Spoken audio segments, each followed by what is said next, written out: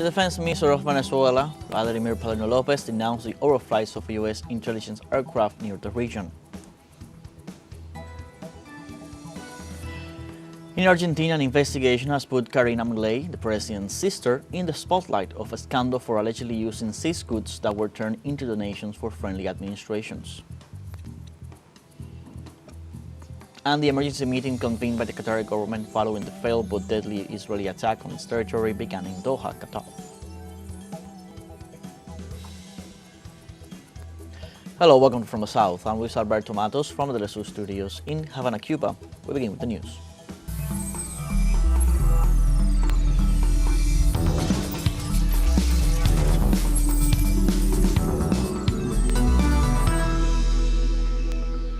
The Defense Minister of Venezuela, Vladimir Lopez, denounced the overflights of U.S. intelligence aircraft near the region, accusing the United States of tripling its intelligence and reconnaissance flights since August.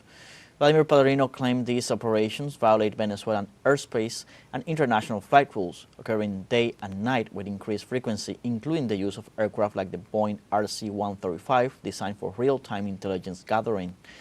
Lopez also warned that these U.S. military activities seek to provoke conflict and justify possible intervention against Venezuela. He emphasized that Venezuela is prepared to respond to any aggression and called for active resistance against what he described as an unjustified military threat from the United States in the Caribbean. De aviones que pasan con mucha frecuencia sobre el Caribe. One of the types of aircraft that frequently fly over the Caribbean near the Venezuelan coast is the E-3 Sentry AWACS, an airborne warning and control system. In other words, it is an air command post that controls several aircraft flying at the same time. Que supone pues el comando de varias aeronaves al mismo tiempo, volando, equipado con radar rotativo. It is equipped with long-range rotating radar, capable of conducting air and surface surveillance, electronic detection, and command, control, and communications functions. Y funciones de mando, control y comunicaciones. Ofrece un alcance de hasta 7,000. It offers a range of up to 7,000 kilometers and a maximum speed of 666 kilometers per hour. These are the types of aircraft we have detected and identified in our flight regions. En nuestro firma que tiene And Venezuela's Minister of Defense, Vladimir Lopez, highlighted this Sunday the preparation and reinforcement of the country's military forces. There were 312 tactical and superior units of our Bolivarian armed forces. There are many more units, of course.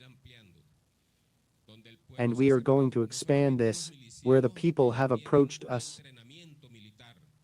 Not only militiamen who already have military training, and who also occupy positions in tank crews, in ground assistance of the Bolivarian military aviation,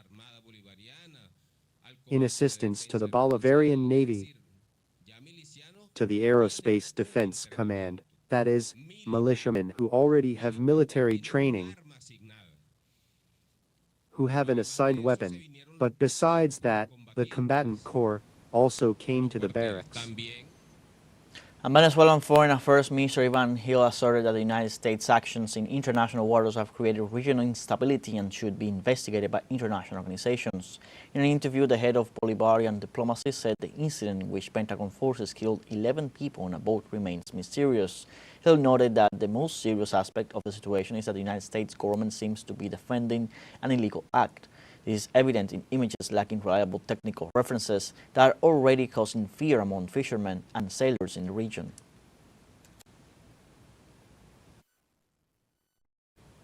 And on Sunday, Russia expressed its support for Venezuela after condemning the assault by U.S. Marines on a fishing boat, considering it a violation of the country's sovereignty. The Russian ambassador in Caracas, Sergei Melik-Bagdasarov, warned that these operations directed against the Bolivarian nation put peace and regional stability at risk.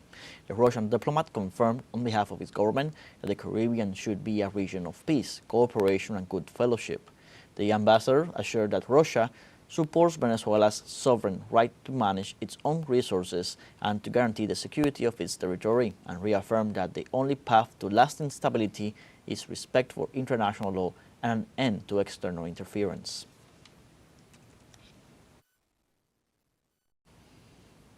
And Honduran President Xiomara Castro ordered political parties to refrain from placing propaganda messages in the Chelato Ucles National Stadium. Regarding the display of a banner referencing candidate Rixi Moncada, the president emphasized that the national stadium should be a venue for civic celebrations, not political activities. He stressed the importance of national unity during this significant time for the country. President Castro insisted on fair play and democratic confrontation during the election campaign. These measures indicates that no executive privileges are dedicated to any political organization.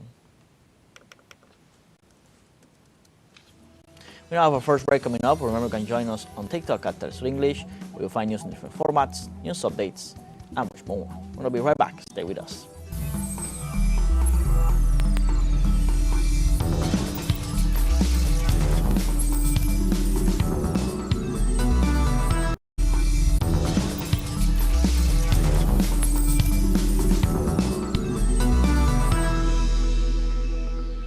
Welcome back. In Argentina, an investigation has put Karina Milei, the president's sister, in the spotlight of a scandal for allegedly using seized goods that were turned into donations for friendly administrations. The investigations released this Sunday by a national media outlet states that Karina Milei, Secretary General of the Presidency of Argentina, allegedly used leftover customs seizures to favor regional governments, friendly non-governmental organizations, and members of Libertad Avanza movement. The distribution of these items, which range from automobiles to clothing and perishable food, is nothing new and has always been done. However, this time there are two key differences. The first is that President Milei had promised to put an end to these practices, and the second, and more important, is that these donations ended up in the hands of friends or allies of Secretary Milei.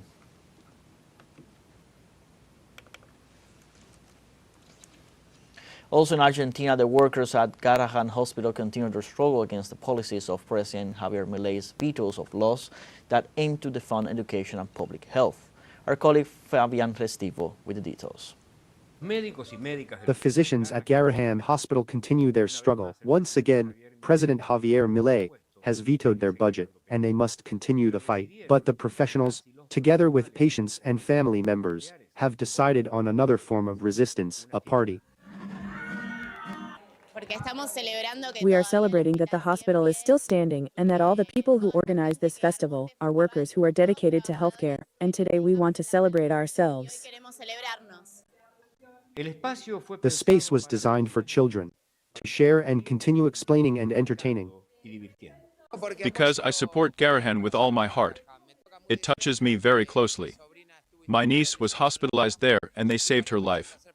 I went several times to perform at Garrahan at the kindergarten. I believe we have to support them with what we have with our tools. In my case, as a clone. Those who can do something else, and so together we put our hearts into this, because what is happening is truly terrible. The question that needs to be asked is basic and urgent, what they expect from Wednesday's march. We expect a massive mobilization. We believe that there will be a huge response from society because they support the demand we are making and this time. We are also joining forces with the public university, which is another sector affected by the president policies, so we believe it will be a historic day, where it will be demonstrated that the vetoed party is the government, not Garrahan, not the university, and not public health. Among those present, there are some who have other reasons of their own. I am here primarily because Garrahan was everything to me. My son was ill and hospitalized in 1994. We transferred him from a private clinic to Garrahan. He was born in the capital, but due to medical malpractice, he ended up at Garrahan, thank God. At Garrahan, they did everything possible and impossible to save him. He was in intensive care for 7 months. He had a strong will to live. They didn't move him from the neonatal unit to pediatrics, and for the doctors it was encouraging to have someone who wanted to live beyond his diagnosis, which was terrible. I think that's something strong enough to always be present for everyone.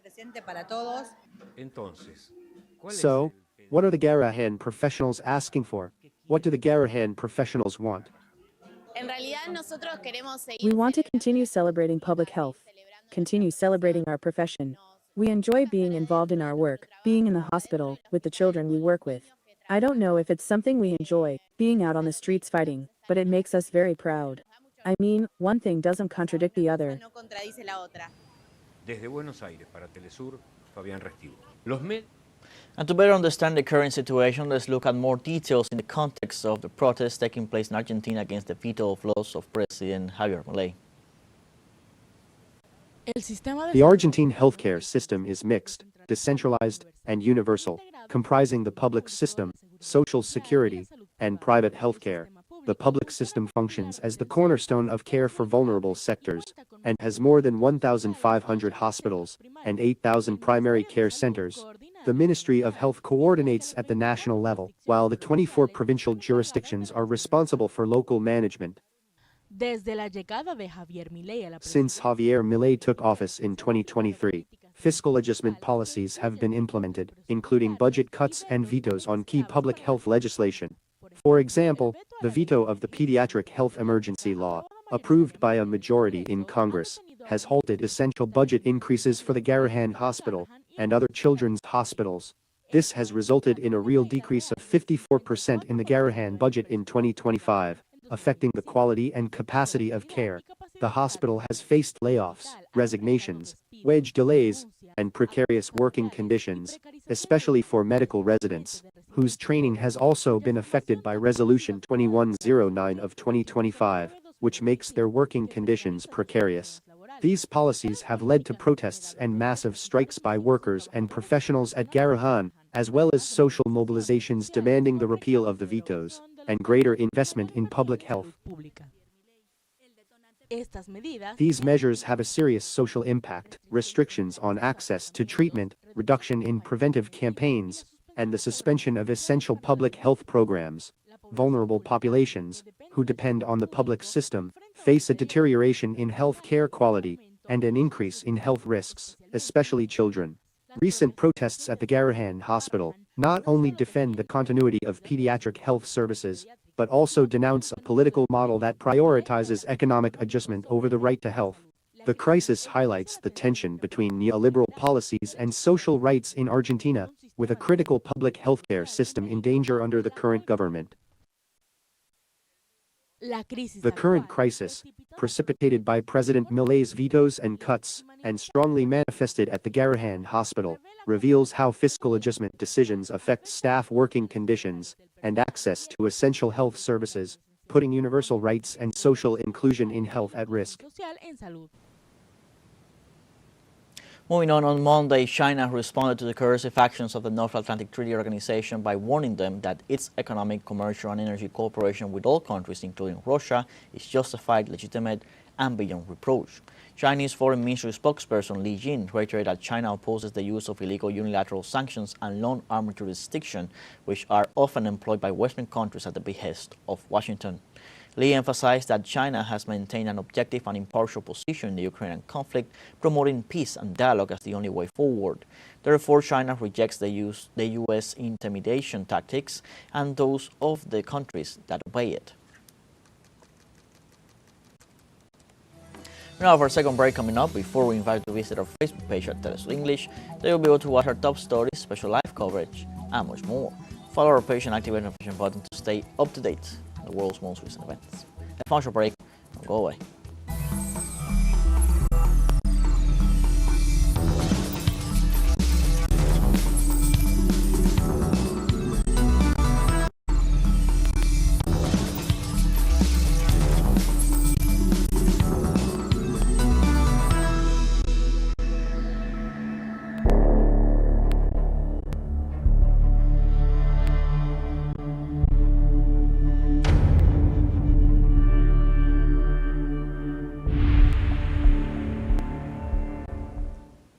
Welcome back.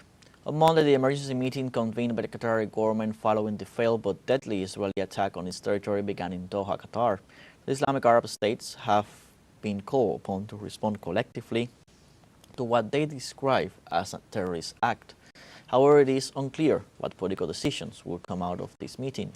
According to a draft resolution, Tel Aviv's hostile actions threaten normalization. Previously, the host government and Saudi Arabia urged the international community to abandon double standards and sanction the Zionist regime. Hours before the summit began, U.S. President Donald Trump disregarded a comment by Israeli Prime Minister Benjamin Netanyahu and expressed his friendship with Qatar. And on Monday, a huge explosion triggered by the Zionist regime of Israel lit up the sky over the city of Gaza, leaving 32 people dead in the Palestinian enclave. The attack represents a flagrant violation of the Palestinian nation's airspace as part of the genocidal operation of Netanyahu's army, Gideon's Chariot, to take the city of Gaza. According to the Al-Shifa hospital, palliative services among the dead are a total of 12 children. Tel Aviv's ethnic cleansing campaign in the region since October 7, 2023 has unleashed a food crisis, displaced around 1.8 million innocent civilians, and killed a total of 64,803 Palestinians, mostly women and children.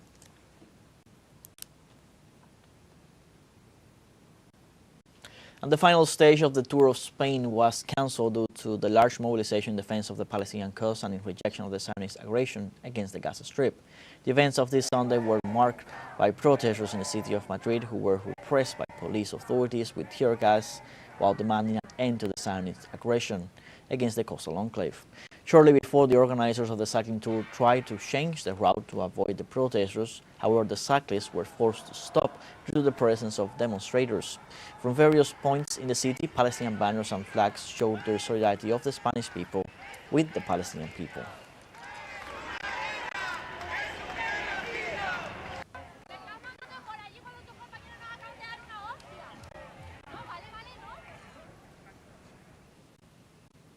And in the United States, during the 7th edition of the Emmy Awards, which honor the country's television industry, actors showed their solidarity with the Palestinian cause and their rejection of Donald Trump's policy.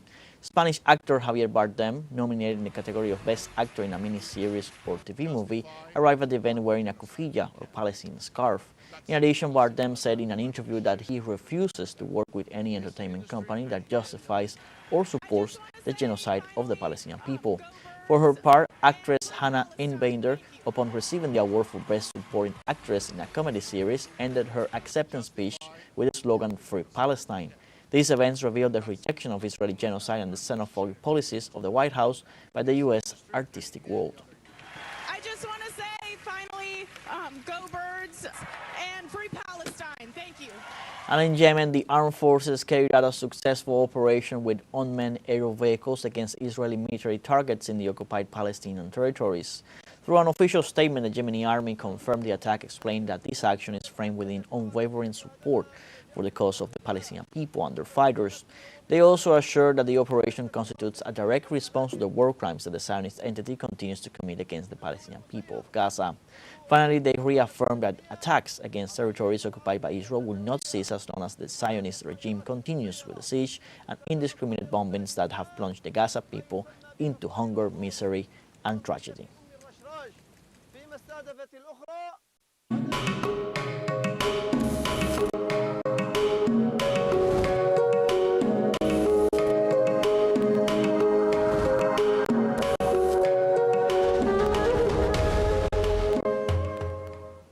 Chicago celebrated Mexican Independence Day with dance, parades, and banners as part of Hispanic Heritage Month.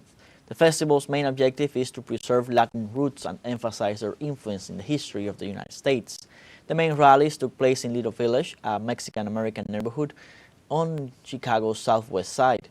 This year's festivity is motivated by the massive wave of deportation by the Immigration and Customs Enforcement, the Trump cabinet's anti-immigration policies, and the increase of police repression against all Latin communities in the U.S.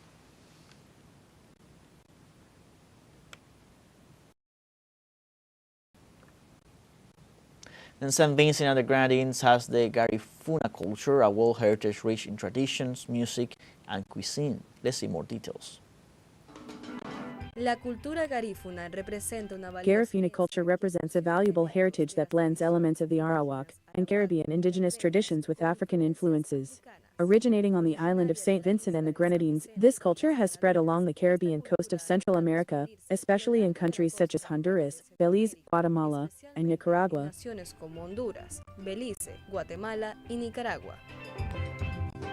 Uno de los rasgos más destacados de la cultura garífuna es su One of the música, most notable que features of abarca géneros Garifuna culture is its music, which encompasses genres such as punter, paranda, and sun. These musical expressions are characterized by their vibrant rhythms and energetic dances that celebrate the life, history, and traditions of the Garifuna people. Instruments such as the guitar and the drums are essential in festivities and rituals. La guitarra y el tambor son esenciales en las festividades y rituales.